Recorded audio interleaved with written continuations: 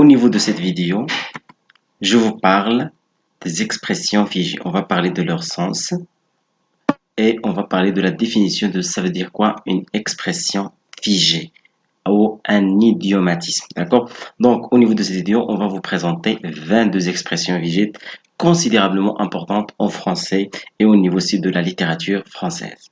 Donc, on commence par la définition. C'est quoi les expressions figées? Donc, les expressions figées sont des suites de mots qu'on ne peut pas modifier. Le sens de ces idiomatismes est généralement figuré, ça veut dire n'est pas propre. D'accord? Il est figuré. Le sens de l'expression figée doit être différent, bien sûr, du sens produit directement par la suite de mots. Donc, on ne peut pas interpréter une expression figée au pied de la lettre. D'ailleurs, au pied de la lettre, c'est une expression figée. D'accord? Donc, on va commencer aussi à parler de certains caractéristiques de l'expression figée. Gardez ces informations, sont très importantes avant de vous présenter les 22 expressions figées. Alors, les caractéristiques de l'expression figée. Donc, les expressions figées peuvent être formées à partir d'un groupe de mots ou d'une phrase complète. Deuxième chose, on ne peut pas interpréter une expression figée au pied de la lettre. On ne peut pas interpréter une expression figée au pied de la lettre, ça veut dire en restant collé au sens propre du mot. D'accord? Il est impossible de modifier une expression figée tant dans les mots choisis que dans la structure. Comme son nom l'indique, elle est figurée, ou plutôt il est figé et ne peut pas être changé. Certains sont liés au régionalisme et ne sont pas utilisés qu'en France ou qu'au Québec, ça veut dire Canada. D'autres expressions sont employées dans toute la francophonie, ça veut dire dans tous les pays francophones qui parlent français. Donc, la première expression, je vais commencer par les expressions les plus faciles, si vous voulez, et on va passer aux plus complexes. Pas complexes, mais qui ne sont rarement utilisées, tout simplement, parce que question de complexité, c'est une autre affaire. Alors, première expression, c'est avoir le cœur sur la main. Mon ami a le cœur sur la main. Ça veut dire il est très généreux, tout simplement. Voilà, le sens, c'est une personne qui a le cœur sur la main, c'est une personne très généreuse, qu'elle est prête à te donner. C'est ça ce qu'on vient de dire. Deuxième expression. On a avoir un poil dans la main. Quelqu'un qui a un poil dans la main, c'est quelqu'un qui ne peut pas fournir des efforts. D'accord? Ça veut dire qu'il est paresseux. Voilà. Donc, une personne qui a un poil dans la main est une personne fainéante. L'origine de cette expression pourrait être le début du 19e siècle. On a dit, ça veut dire quelqu'un qui ne peut pas fournir des efforts. C'est ça la personne qui a un poil dans la main. Ça veut dire qu'il ne fait pas d'effort d'une telle façon que les poils ont vu le jour au niveau de sa main. L'expression suivante, c'est faire un four. Tout simplement, c'est ne pas réussir une mission. C'est échouer. Mon ami a fait un four, ça veut dire elle n'a pas réussi. C'est ne pas avoir de succès, effectivement. L'expression suivante, c'est filer à l'anglaise. C'est partir d'une manière anglaise, si vous voulez. C'est le fait de partir sans dire au revoir, sans se faire remarquer. On dit, il a filé à l'anglaise.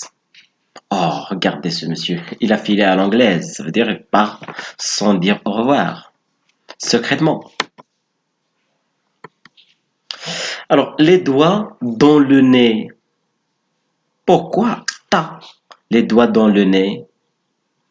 Ça veut dire il voyage les doigts dans le nez ou il marque le but les doigts dans le nez. Ça veut dire sans effort, facilement, d'une manière très accessible.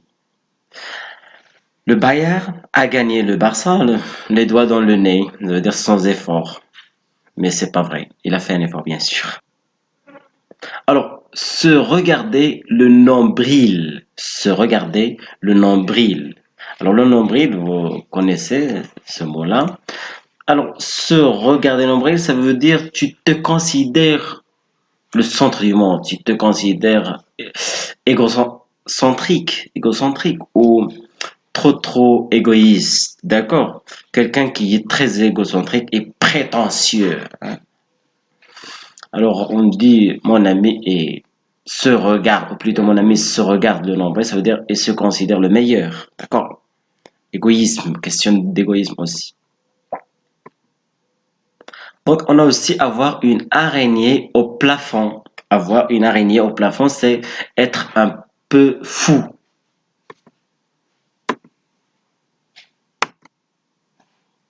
Avoir les dents longues. Avoir les dents longues, c'est être très ambitieux, très ambitieux.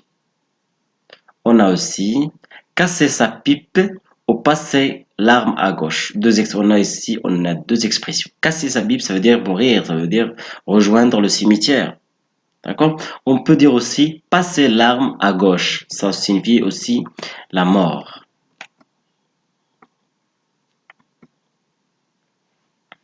Monter au pinacle.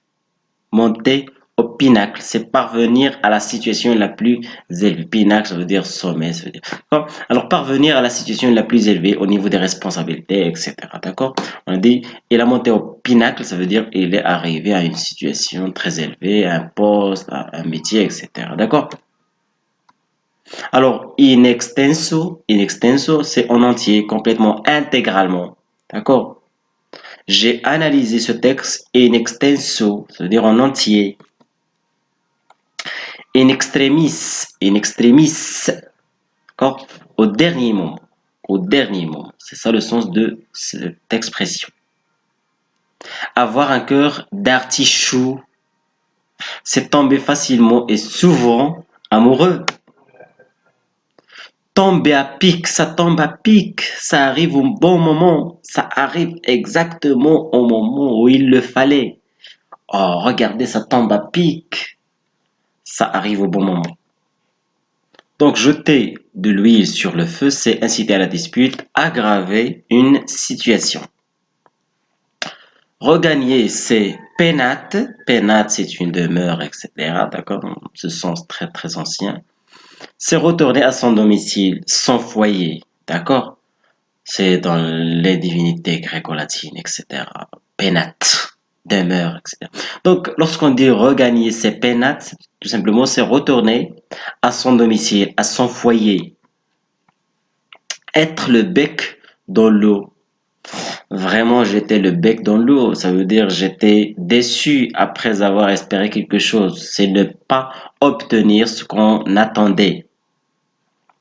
L'expression suivante, c'est au pied de la lettre. Ça veut dire dans le sens strict des mots. C'est-à-dire le sens propre des mots au pied de la lettre. La goutte d'eau qui fait déborder la vase. Vous savez parfaitement cette expression, je pense. C'est tout simplement, c'est le petit détail qui aggrave la situation.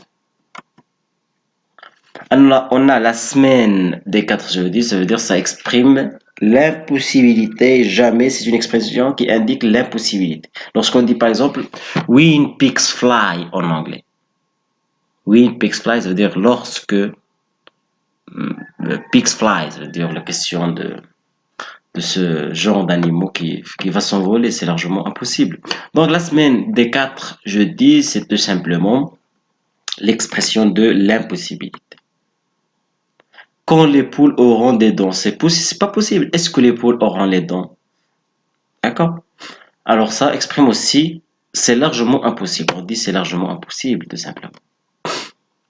Alors la cinquième roue dans la charrette. Oh, c'est de la cinquième roue de la charrette. Ça veut dire que c'est quelque chose qui est supplémentaire.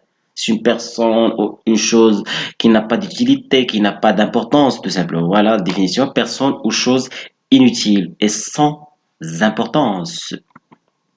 Donc voilà, on est arrivé à la fin de cette vidéo. J'espère que ça sera utile pour votre formation au niveau de la littérature et la langue française.